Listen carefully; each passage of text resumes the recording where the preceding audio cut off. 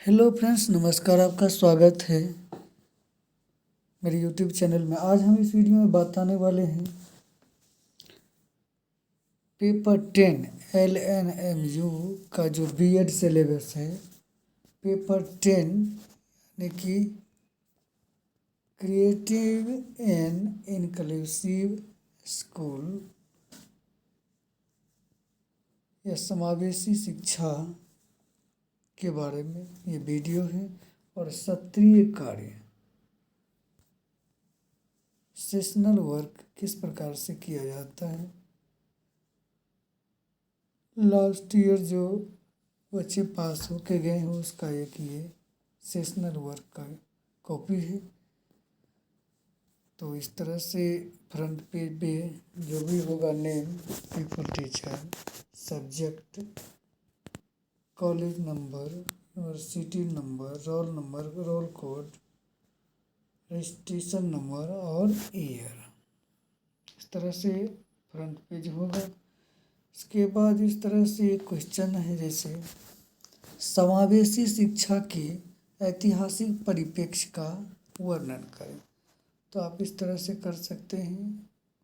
प्रतिभाशाली बालक तो सदैव होते हैं, लेकिन उन बालकों की आवश्यकताओं की पूर्ति के लिए समावेशी शिक्षा नहीं दी जाती है। 19वीं शताब्दी से अमेरिका तथा यूरोप में समावेशी शिक्षा के इतिहास की जड़ें मूल रूप से पाई जाती है प्राचीन सभ्यता पर। यदि हम दृष्टि डालते हैं तो पाते हैं कि या तो शारीरिक रूप से बाधित बालकों की हत्या कर दी जाती थी, या समान उन्हें कलंक की दृष्टि से देखता पाया उन्हें नगण्य समझा जाता था। 19वीं शताब्दी से पहले अपंग बालक को स्वीकार न करने, दयालुता से देखभाल करने तथा शिक्षा के प्रति पृथकीकरण के भी संकेत मिलते हैं। शिक्षा प्रणाली में समावेशी अथवा समावेशी शिक्षा का प्रवेश किस प्रकार से किया जाता है, ये जानते हैं। बालकों को सुयोग्य नागरिक बनाने के संबंध में शिक्षकों को बालकों के संबंध में उनकी प्रवृत्ति, रुचि और इच्छाओं का ज्ञान प्राप्त हुआ। इसी ज्ञान से वस्तुतः मनोवैज्ञानिक तथ्यों की खोज की प्रेरणा दी। फलतः पूर्व प्रचलित शिक्षा प्रणाली पूर्णतया परिवर्तित हो गई। पहले वे पूर्व निश्चित शिक्षा के स्तर के अनुसार बालकों को शिक्षित किया जाता था, और अब बालकों के विकास स्तर के अनुरूप उनकी शिक्षा व्यवस्था की जाती है। अगले पृष्ठों में हम इस परिवेश की गति, अर्पण, मनोवैज्ञानिक शिक्षा के विकास अध्ययन करेंगे। शिक्षा के मनोविज्ञान का भावी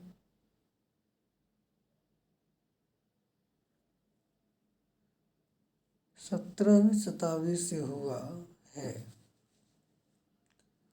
शिक्षा के मनोविज्ञान का आविष्कार प्रायः 17वीं शताब्दी से हुआ है। अतएव 17वीं शताब्दी से वर्तमान 20वीं शताब्दी तक के काल में इस शिक्षा में हुई प्रगति का अध्ययन करने के लिए प्रत्येक शताब्दी का विवरण अलग अलग प्रस्तुत करना ठीक होगा।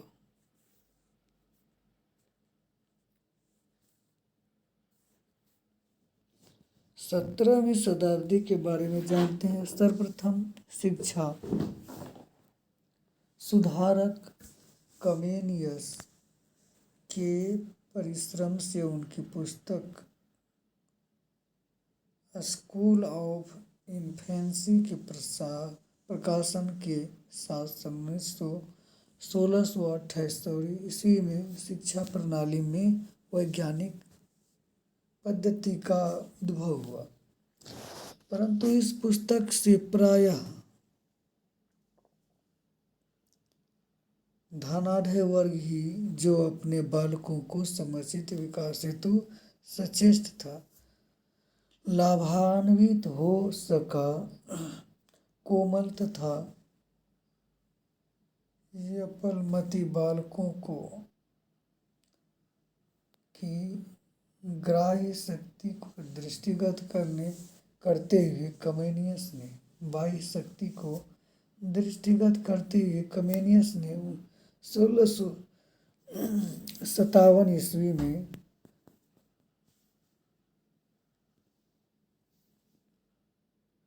ऑर्बिस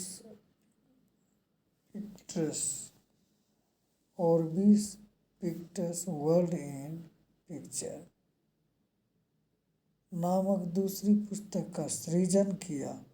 इस पुस्तक की ये पठन सामग्री चित्रों में अंकित थी, जिसका मूल अवशेष तथ्यों को सर्वप्रथम स्थूल तथ्यों से परिलक्षित करने के पश्चात उनके सूक्ष्म भावों का ज्ञान प्रदान करता था। इस प्रकार कमेनियस ने शिक्षा प्रणाली का एक नया पर प्रशस्त है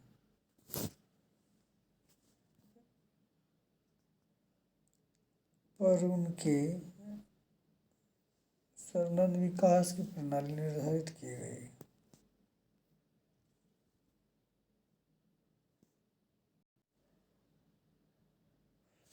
18वीं शताब्दी में बालकों के अध्ययन की प्रायः दो प्रणालियाँ थीं।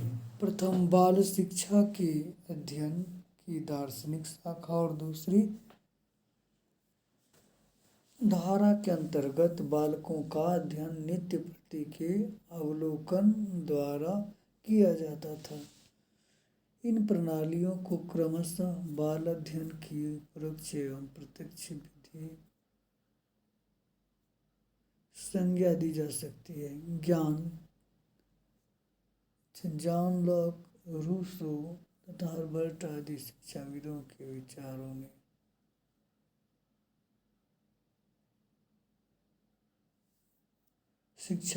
विचारों ने के अध्ययन की प्राकृतिक विधि का प्रणयन किया और बालकों के सहज विकास को स्वतंत्रता प्रदान की। फ्रोबेल को, जिन्होंने किंडरगार्टन शिक्षा का जन्मदाता कहा जाता है, इस संबंध में विशेष ख्याति प्राप्त है।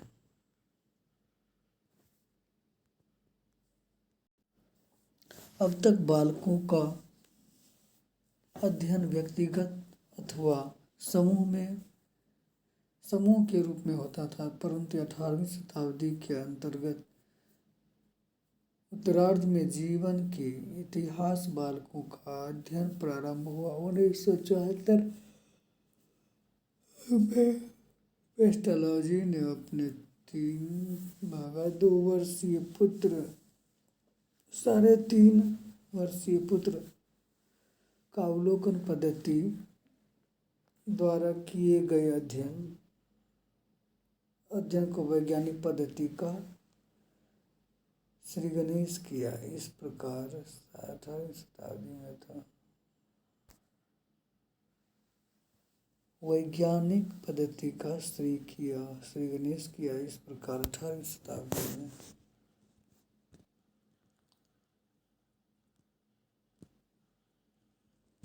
19वीं शताब्दी के पूर्वार्ध में बालकों के अध्ययन में, उनकी गति में, उनकी तीव्रता में, उनकी